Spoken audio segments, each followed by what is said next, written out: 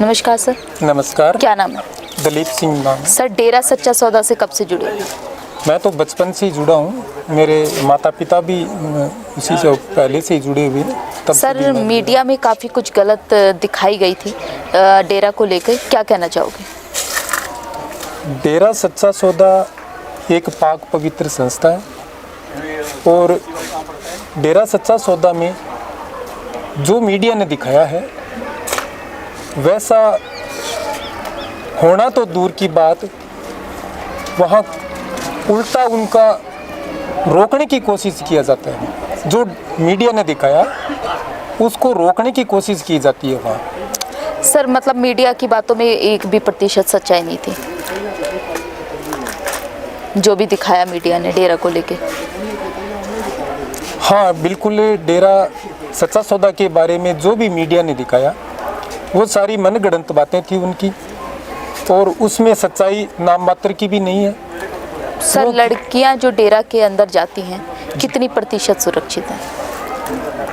मैं तो ये कहता हूँ कि भी डेरा सच्चा सौदा के अंदर जो लड़कियां जाती हैं वो पूर्ण तौर पर सुरक्षित हैं। मैं तो यहाँ तक कहता हूँ कि भी कोई भी डेरा का जो अनुयायी है, जो समाज में रहता है, और अगर वो भी कोई लड़की को अकेला मिल जाए तो वो वहाँ भी उसे एक अनुयायी को से भी वो सुरक्षा महसूस करती है।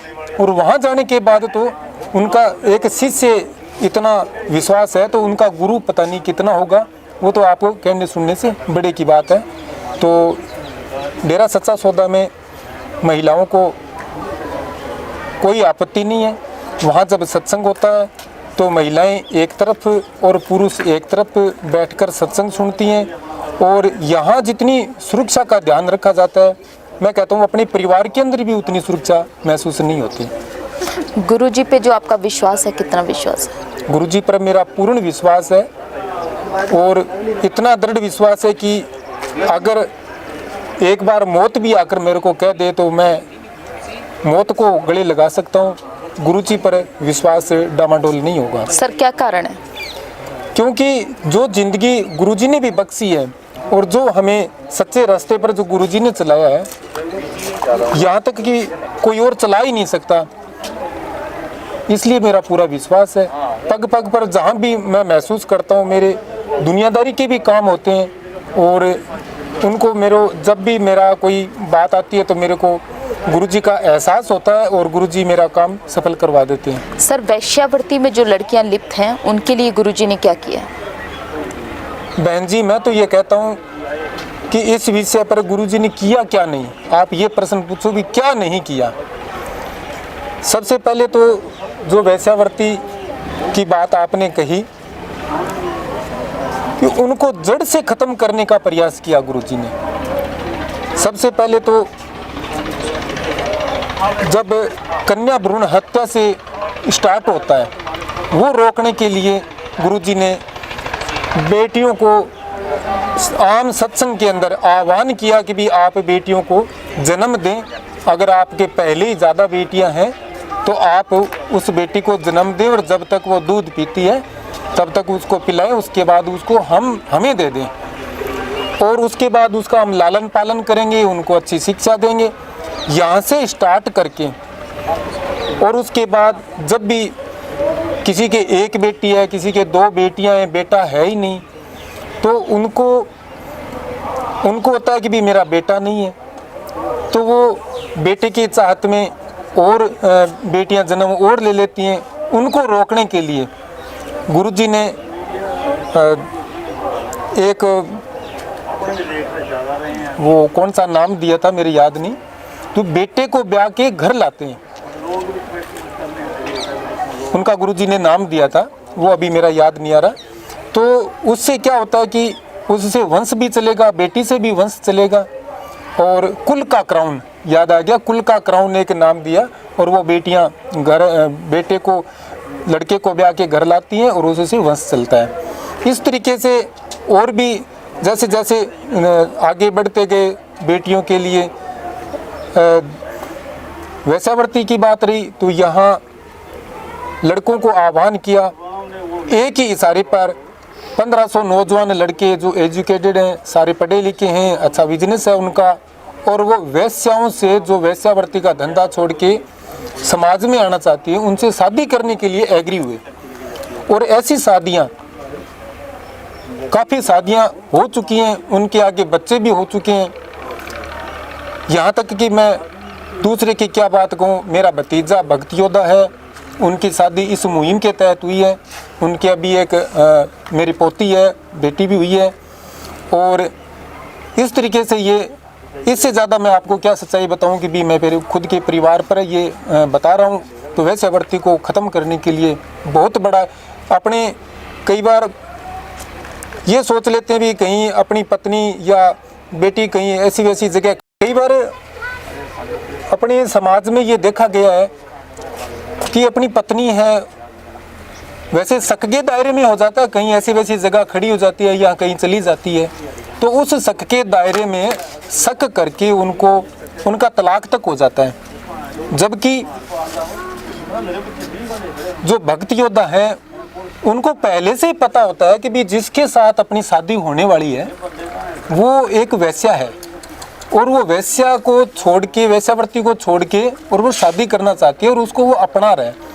तो इससे बड़ा और क्या नाम दूं उनको, उनको क्या बताएं कि भी कितना बड़ा उसने कुर्बानी दी है।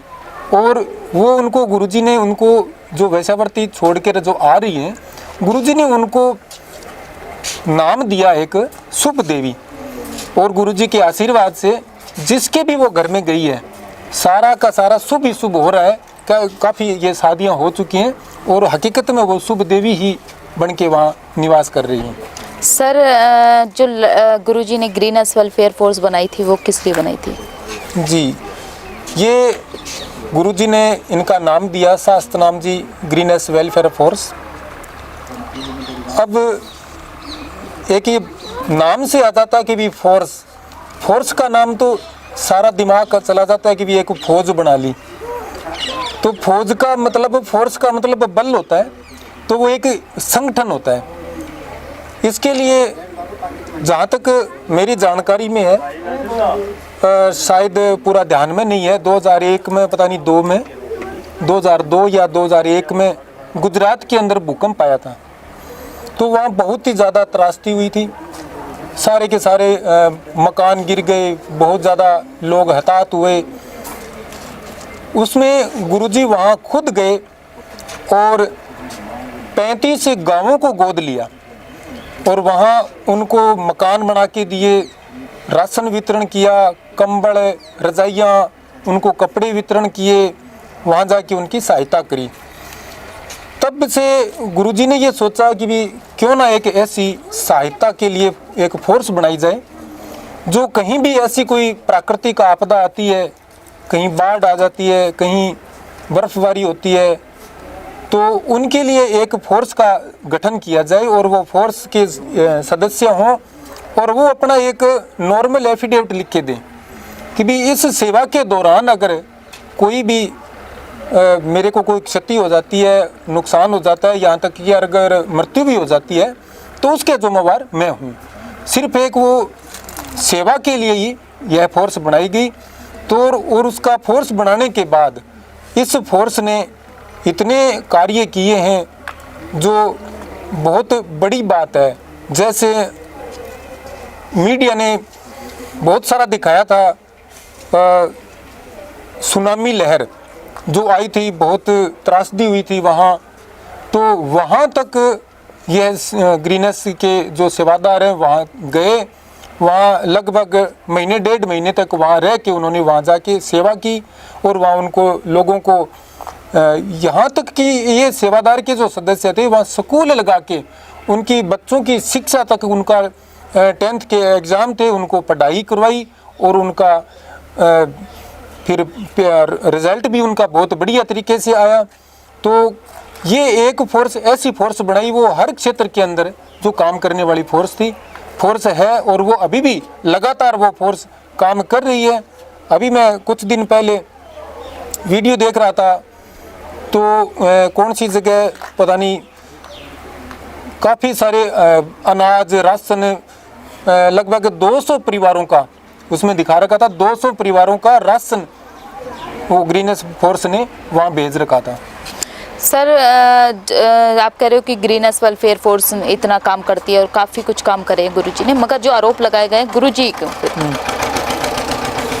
गुरुजी पे क्यों लगाए गए? गुरुजी पर आरोप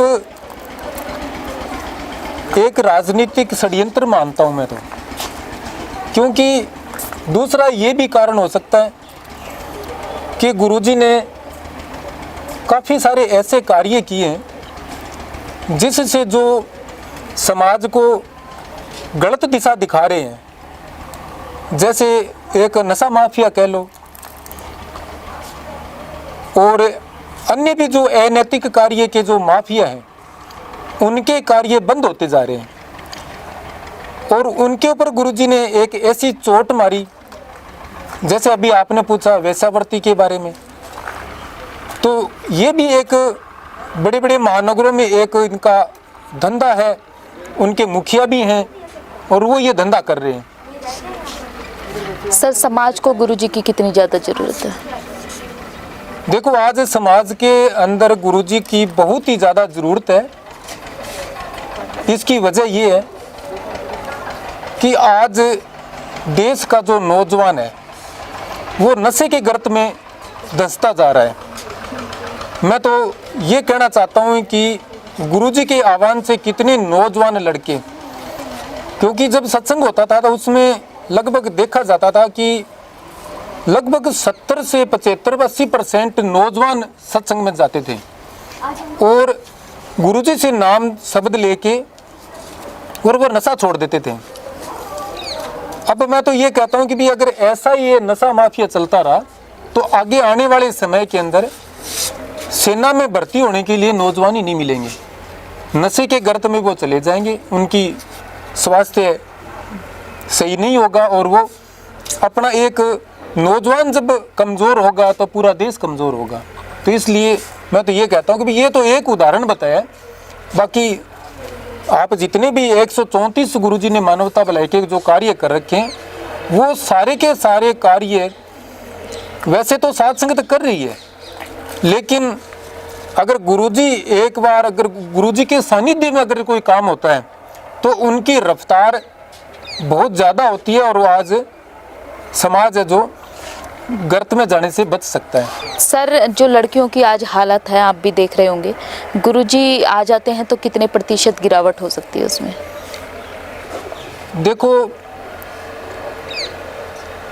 गुरुजी अगर आ जाते हैं तो जैसे एक पानी का जो बहाव होता है, गुरुजी ने पहले जो शिक्षा दी कन्या भ्रूण हत्या रोकने के लिए, आपने सवाल किया कि भी जो लड़का और लड़की का अंतर के बारे में आपका इशारा यही होगा, वो तो उस वक्त वो पानी जब रुक गया तो वो वहीं का वहीं रुक गया। अब जितने पहले गुरुजी के जो शिष्य हैं उनको जो शिक्षा मिली हुई है कि भी कन्या भ्रूण हत्या नहीं करनी, और अब जब गुरुजी बैठे अंदर और वो कोई दूसरे जो नए जो जीव हैं नयों को कोई जो शिक्षा देनी थी वो कार्य रुक रहा है, तो अब वो जो अनुयायी हैं उनको वहाँ तक ही सीमित रह गया।